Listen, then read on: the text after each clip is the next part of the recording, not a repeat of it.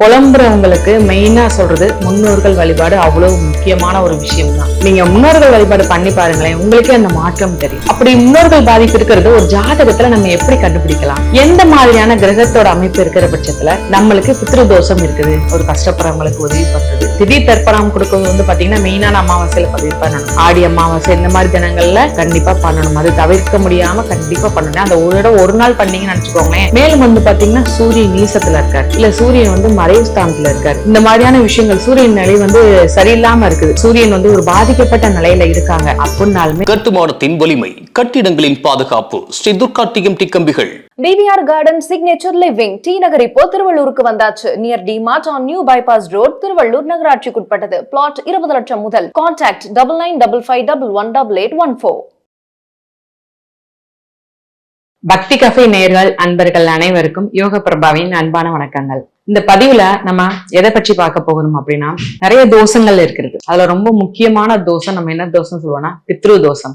பித்ரு தோஷம் என்னங்க அப்படின்னு சொல்றவங்களுக்கு, அதாவது தந்தையோட கர்மாவினால ஏற்படுற பாதிப்புகள், அது மட்டும் அல்லாமல் அதாவது முன்னோர்கள் சாபம், முன்னோர்களை நம்ம சரியா வழிபாடு பண்ணாததுனால வரக்கூடிய பிரச்சனைகள், அதாவது அமாவாசை தினங்கள்ல திடீர் தர்ப்பணம் கொடுக்காம முன்னோர்கள் தவறிட்டாங்கன்னா அவங்களுக்கு செய்ய வேண்டிய கடமைகளை செய்யாம அலட்சியமா இருக்கிறது, இல்லைன்னா எதற்கு பண்ணணும்னு ஒரு எண்ணத்துல இருக்கிறது. இந்த மாதிரியான முக்கியமான இந்த ரெண்டு விஷயத்தினாலதான் பித்ரு தோஷம் ஏற்படுது. அப்படின்னு இது பண்ணாதனால என்ன மாதிரியான பாதிப்பு ஏற்பட போகுது, அவ்வளவு பெரிய பாதிப்புலாம் ஒண்ணும் கிடையாது அப்படின்னு சொல்லி நம்புறவங்களுக்கு ஒரு சிலருக்கு நான் சொல்ற விஷயம் என்ன அப்படின்னா, ரொம்ப முக்கியமான ஒரு விஷயம் முன்னோர்கள் வழிபாடு. தன்னுடைய குடும்பத்துல தேவையே இல்லாத பிரச்சனை வந்துகிட்டே இருக்கு, இல்ல பிள்ளைங்களுக்கு முதல்ல வந்து பித்ரு தோஷம் ரொம்ப பாதிக்கப்படுறது தன்னுடைய குழந்தைகளுக்கு தான் பாதிக்கும். குழந்தைகளுடைய கல்வி தடைபடும், குழந்தைகளின் உடல்நிலை பாதிக்கப்படும், இந்த மாதிரி திருமண தடை ஏற்படும். நம்ம என்ன ஒரு செயல் எடுத்தாலும் ஏதாவது ஒரு தடங்கள் வந்துகிட்டே இருக்குது. என்ன பண்ணணும்னு தெரியாம நம்ம எல்லா கோயிலுக்கும் போவோம், எல்லா வழிபாடும் பண்ணுவோம், ஆனா அதற்குண்டான நிவர்த்தி கிடைக்க மாட்டேங்குது.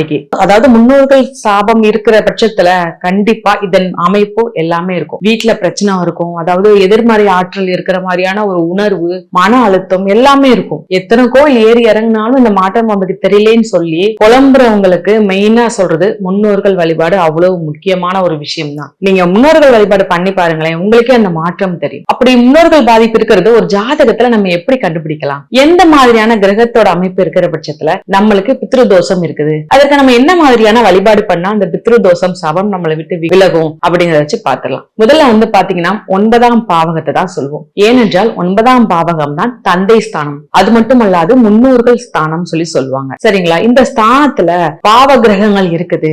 இந்த பாவ கிரகங்கள் இருந்தாலுமே ஒருவேளை இல்லாத பட்சத்துல அந்த இடத்துல பாவகத்துல கடுமையான ஒரு பாதிப்பு, பாவ கிரக பார்வை, இந்த மாதிரி நிறைய விஷயங்கள் ஏதோ ஒண்ணு இருக்குதுன்னு நினைச்சிட்டாலேவும் கண்டிப்பா முன்னோர்கள் சாபம் உண்டு. இதே இது இன்னொரு பாத்தீங்கன்னா 9ஆம் பாவக அதிபதி ராகு கேதுவோட தொடர்புல இருக்காரு, இல்ல ராகு கேதுவோ பார்த்த மாதிரி இருக்காரு. அப்படிங்கிற பட்சத்திலயும் இந்த முன்னோர்கள் சாபம் இருக்குது. இன்னொன்னு நம்ம என்ன சொல்லணும், மெயினா என்ன சொல்லணும்னா சூரியன் கேது, சூரியன் ராகு, அதாவது இவங்க ரெண்டோடைய சேர்க்கை இருந்துச்சுன்னு நினைச்சுக்கோங்களேன், ஒரு கடுமையான முன்னோர்கள் பாதிப்பு நம்மகிட்ட இருக்குது. ரொம்ப கடுமையான பாதிப்பு. ஏன்னா சூரியன் சொல்லி யார சொல்லுவோம், தந்தையே சொல்லுவோம். அப்படிப்பட்ட தந்தை ஸ்தானமும் ராகுவோட சேர்ந்திருக்கு, அதே மாதிரி கேதுவோட சேர்ந்திருக்கும் போது ரொம்ப பெரிய பாதிப்புகளை ஏற்படுத்துது. ரெண்டாவது வந்து பாத்தீங்கன்னா 9ஆம் பாவகத்துல சனியும் சேர்ந்து இருந்துட்டாரு நினைச்சுக்கோங்களேன். இப்ப சூரியன் ராகு கேது சேர்ந்து இருந்தாலே இந்த பிரச்சனை. 9ஆம் பாவம் முன்னோர்கள் ஸ்தானமும் தந்தை ஸ்தானமும், அந்த இடத்துல நம்ம சனி பகவானும் ராகு பகவான் கேது பகவான் சேர்ந்துட்டாங்கன்னா ரொம்ப பெரிய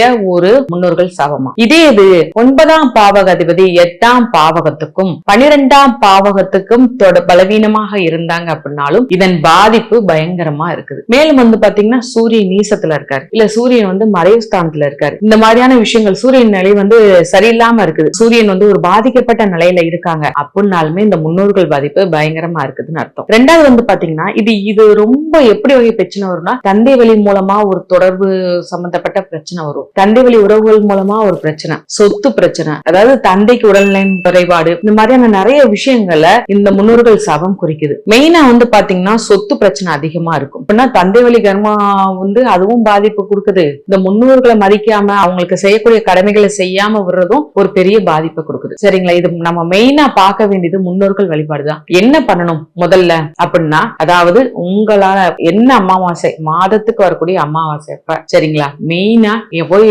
ஏதாவது ஒரு கஷ்டப்படுறவங்களுக்கு உதவி பண்றது, திடீர் தர்ப்பணம் கொடுக்கறது வந்து பாத்தீங்கன்னா மெயினான அமாவாசையில பண்ணணும். ஆடி அமாவாசை இந்த மாதிரி தினங்கள்ல கண்டிப்பா பண்ணணும். அது தவிர்க்க முடியாம கண்டிப்பா பண்ணணும். அந்த ஒரு நாள் பண்ணீங்கன்னு நினைச்சுக்கோங்களேன், ஒரு வருஷம் பண்ணதுக்குண்டான பலன் கிடைக்கும். மத்த நாள் பண்ணதை விட அந்த ஒரு நாள் பண்ணதை ஒரு வருஷம் பண்ணதுக்குண்டான பலன். சரிங்களா? அது மட்டும் இல்லாமல் மாடுகளுக்கு அகத்திக்கீரை வாங்கி கொடுக்கறது, ரொம்ப கஷ்டப்படுறவங்களுக்கு நீங்க உங்களால முடிஞ்ச ஒரு சாப்பாடு வாங்கி கொடுக்கறது, மெயினான வந்து பாத்தீங்கன்னா பெரியவர்களுக்கு உதவி பண்றது, முதியோர்களுக்கு உதவி பண்றது, சாப்பாடு வாங்கி இந்த மாதிரியான விஷயங்கள் நீங்க பண்ணாலே அதன் பாதிப்புகள் குறைய ஆரம்பிச்சிடும். இப்ப முன்னோர்கள் சாபத்தினால்தான் இந்த பாதிப்பு. அப்ப அப்பேற்பட்ட முதியோர்களுக்கு ஏதாவது ஒரு வகையில உதவி, ஏதாவது ஒரு வகையில அவங்க சந்தோஷப்படுற மாதிரியான ஒரு செயல், இந்த மாதிரியான விஷயங்கள் பண்ணீங்கன்னா கொஞ்சம் கொஞ்சமா பாதிப்பு குறையும். மெயினா வந்து பாத்தீங்கன்னா இதுக்கு சில வழிபாடுகள் முறையும் இருக்கு. நான் சொன்ன பரிகாரங்களும் பண்ணுங்க. சில வழிபாடு முறைகள் என்ன அப்படின்னா, திருப்புவனத்துல இருக்கிற புஷ்வனேஸ்வரர் கோவிலுக்கு வழிபாடு பண்ணுங்க. அது மட்டும் இல்லாமல் ராமேஸ்வரத்துக்கு போய் இந்த ராமநாத சுவாமியை வழிபாடு பண்ணுங்க. இது ரொம்ப முக்கியமான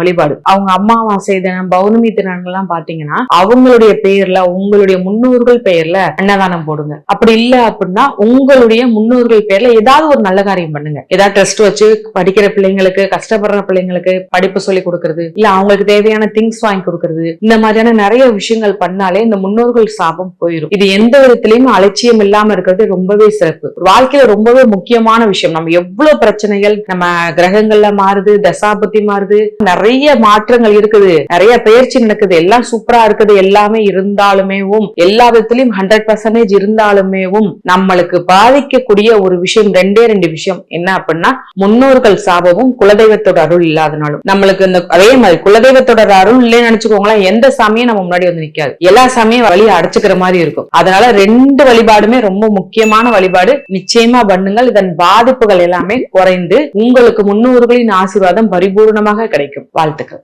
இப்ப வந்து பாத்தீங்கன்னா பித்ரு தோஷத்தை பத்தி விலாவரியா என்ன ஏதுன்னு உங்களுக்கு தெரிஞ்சுக்கிட்டீங்க.